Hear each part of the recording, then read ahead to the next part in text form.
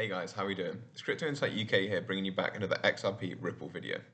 Going to be a short and sharp video here. We've got the weekly roundup podcast coming this afternoon, so I'm going to keep this short and sharp. We're just going to talk about XRP. We are going to start with the lawsuit, and then we're going to talk about ODL, XLS20, potential price moves for XRP, potential of the Bank of England, and some things I've got coming up. Then we're going to talk about price action, and that's going to be a wrap for today. So to start with, guys, I am in Bali, so bear with me. I've been here for like 3 or 4 days. I know my content's been a bit slow. I'm tired, jet lagged. There's people building next door. If you hear that in the video, I'm sorry, but let's get into it. Here are 5 reasons why XRP is the best risk-reward asset in the market right now. James Phelan believes the summary judgment will be finished by the 31st of March 2023. That's when I think us as XRP holders will be out of the XRP of the Ripple lawsuit, because I think Judge Torres, it's in her best interest to get eyes off the case. It's her career on the line, etc. I think what she'll say is it may or may not be a security, or may not have traded as a security between some certain dates, and they can go to trial to argue about that. But as for present day, it is no longer a security. That's what I personally speculate will happen. But I'm not a lawyer, so don't take that with too much like backing. I don't know what the phrase is there that I'm looking for. But James Phelan thinks that that's done by the 31st of March. Also, remember, there's a lot of pressure on the SEC right now. If the Republicans get in, we know that Tom Emmer wants to put a lot of pressure on Gensler. We may see him out. We don't know what the agenda might be there. And so that's midterm elections, and that's coming next month. No, the month after. Sorry, I apologise. So they're all things to watch out for. And there's a lot of speculation in the XRP community that could be a settlement in September because of a lot of different things regarding the him and emails, etc. There's a lot of pressure building up, essentially. So we'll see. I'm not in that camp right now, but I'd love to see it. Second, ODL is growing 10 times year over year, with 10 billion in volume now, and the rights signed with Brazil's Travelex, who have exclusive FX rights from the Central Bank of Brazil.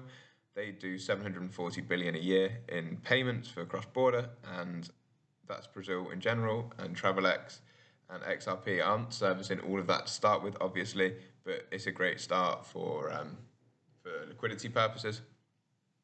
All these networks that grow or add to the ODL like framework, or that all these extra corridors add to the ODL network, should I say, make it very, very valuable for anyone who wants to plug into it going forwards. And that's what I'm looking for: more growth, more growth. Eventually, someone big is going to plug in. So next, we've got XLS20. It's going live in roughly a week. We'll bring native NFTs to the XRP ledger. We could see like a hype and FOMO run there. When Matic and Solana both ran, I've got a little chart here, look. When Matic and Solana both had their NFTs printed, they had huge run-ups. This is Matic, I think. Yeah, this is Matic. It had a huge run-up from like a cent all the way up to, or less than a cent, all the way up to $2.70. I'm not suggesting that's going to happen with XRP. I'm just saying when these things happened, there was massive run-ups in the market. So, and I know the market is very different right now because not a lot of people have their eyes on it. People have less liquidity in general. There's not a lot of hype, etc. But could this bring some hype back into the market of crypto in general, and definitely put eyes towards XRP? I also talk about how historically XRP moves last and fast. It saw a 2,000% move in 25 days in 2017. That's 20x. If we saw an equal percentage gain to that of Bitcoin, XRP would top out over $13. I put a little picture in there. That's actually from my Global Macro Investor article that I published for Raoul Pal back in June of 21. So it still rings true. The thing is that people don't understand about any type of investment is, unless something's completely broken, as in something's changed your thesis, then it's just time that's different. Yeah, we're waiting. Time can always be our friend or an enemy, but as long as you've got the stomach to basically sit through volatility, you should be fine, as long as your asset hasn't fundamentally changed. And the only thing I would say that's changed about XRP and Ripple is that they've actually got stronger. So I'm more bullish than I was back then. Even though the price action's down, I'm still buying and adding to my bag personally. We've seen that Ripple CBDC advisor, this is Anthony Welfare, who's actually going to be coming on the podcast. So if you've got any questions for him, please let me know. as explaining, there's an announcement in the next few weeks. Ripple Swell is coming to London in November. Ripple have been testing with the Bank of England since 2017. Could there be a digital pound? Now that one's up to you guys to decide. That's a huge like speculation, but I think a lot of things point to a possibility of that. The next thing I just really want to talk about quickly, Digital Pound Foundation, who we know Ripple are a founding member of, and the chair of the Digital Pound Foundation is Susan Friedman, who is on the board at Ripple or has a higher role at Ripple. I can't remember her exact role off the top of my head, but they've tweeted about India's central bank, the Reserve Bank of India, has reportedly asked for 4 public sector banks to run as pilots CBDC projects ahead of a possible rollout in this financial year. So they're now running a pilot CBDC, potentially having a CBDC in India this year. That could be huge, and I've speculated many times that it could be built on the XRP ledger for a lot of different reasons, and if not, then Ripple are at least helping.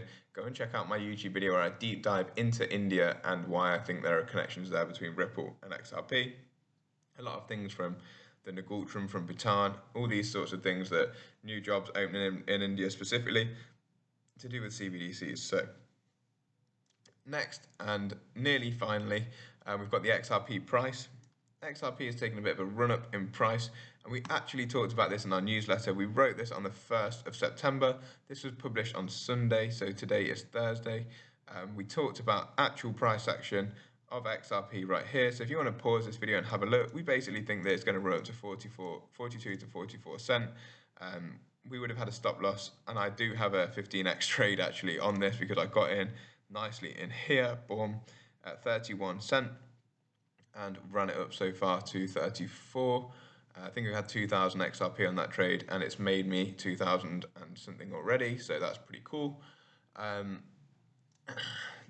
We were this is Pav who wrote this trade, so shout out to Pav. He said, "This is why I've taken a trade that's illustrated on figure 1. He's shown you here.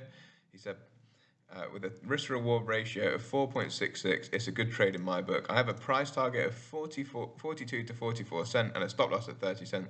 This is a good thing about this trade, is you don't necessarily need huge leverage because there's potential 35% upside here." So exactly what he's saying has come true so far. Could we be looking all the way up to that 42 to 44 cent range? That's where you may be looking to take some profits there. I probably would maybe take a bit of profits towards here, this 37 cent, and then have the rest play out to 42 to 44, or at least if we get up there, move your stop loss up. So you're always in a positive trade. Move your stop loss up to 37-ish cent and then continue with that trade. So you've definitely got a winner there, whatever happens. And I just want to zoom out on this this chart here to show you some time frames and some areas, some price action areas that I think will provide some resistance. So we've got 38 to 40 cent, 53 to 56, 68 to 71, 88 to 91, 121 to 124, 167 to 171, and 195 to 198, and then we're looking for all-time highs if we can breach those levels. So excuse the drilling next door. I'm going to finish this video now. The IMF is exploring a central bank digital currency clearing and international settlements platform. And we've seen a lot of talk with Russia and China and the BRICS nations also looking to have some sort of digital currency settlement system. Could it be XRP? Someone said Bitcoin's the best option. I don't think that's true. Let me know what you guys think in the comments. If you enjoyed the video, please like, subscribe, and share it with a friend. Peace up, A-Town down, as Usher would say.